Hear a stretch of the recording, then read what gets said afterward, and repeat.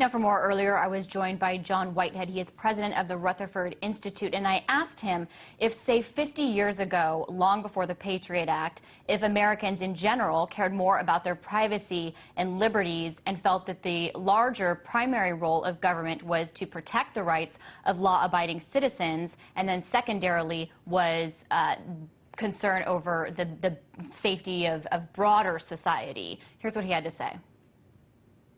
Yeah, I think 9/11 changed people's perspective. All of a sudden you were told that there were these huge terrorist threats and there were terrorists everywhere and all that.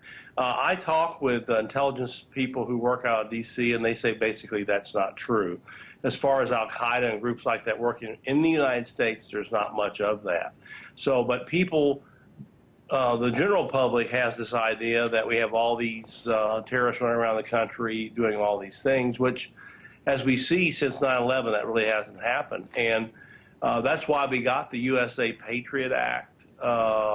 It went through Congress in less than a month and was passed and signed into law by George Bush. And that's something that seems to continue today. You argue that this point of view, these priorities have changed, and you could argue that was witnessed with what we saw with overwhelming support by Congress of this extension of the provisions of the Patriot Act. We saw at the 11th hour last night with the sentiment from Rand Paul, who opposed the extension, being that anyone who speaks out is criticized. So I kind of want to back up a little bit, because when you talked about it decades ago, when people were generally more concerned with liberties, we were also in an ideological battle, the West and the United States versus the Soviet Union, and the Soviet Union having kind of the inverse of those priorities, where the safety of society was always more important, and society was more important than the individual. Do you think that that dynamic was kind of driving people in the United States decades ago to really be fighting for their individual liberties?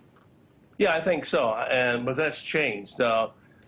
America's become much more of a statist society. We now accept the fact that under the Patriot Act, the FBI can come into your home under what they call sneak and peek searches and not even tell you that they've been in your home and rifle through your papers and download stuff from your computer.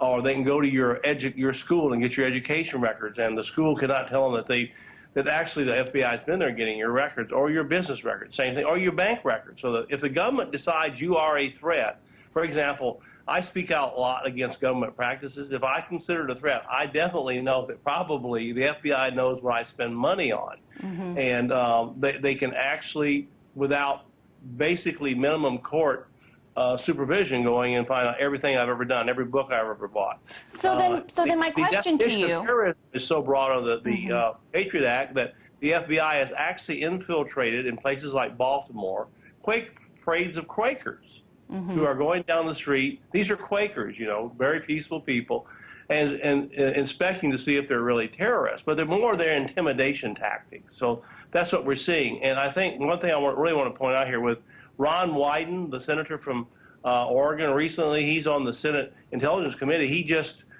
announced that there is a classified Patriot Act. It's much broader than what we see happening. The government's doing much more invasive things than we thought. He wouldn't say what, because it's classified. And yet you mentioned that Americans don't really oppose this because the ideology has changed. So my question to you, bigger picture, is has that communist ideology, some of that the United States was so fiercely fighting against decades ago, really penetrated American laws and the psyche of this country, as witnessed by the Patriot Act? If you want to use communism, I say we're more like China today than China's like us. And, you know, with what we're seeing in terms of SWAT team raids and FBI raids of people who are free speech activists in their homes, seizing their laptops, what we're seeing is we're moving into a police state. In fact, I would say we are in a police state. The Fourth Amendment, which is the key provision here in all this, requires that judges carefully look at the evidence and warrants to see if you're doing something criminal. Well, under the Patriot Act, you don't have to do that anymore. Warrants are rubber stamp, and you have all of a sudden you have a policeman standing in your apartment. They can go through your door now. They really don't even need a warrant to do that. So I'm not the only one saying this, but many of the people out there I work with in civil liberties organizations from the left wing and the right wing are saying the same thing. We live in a police state.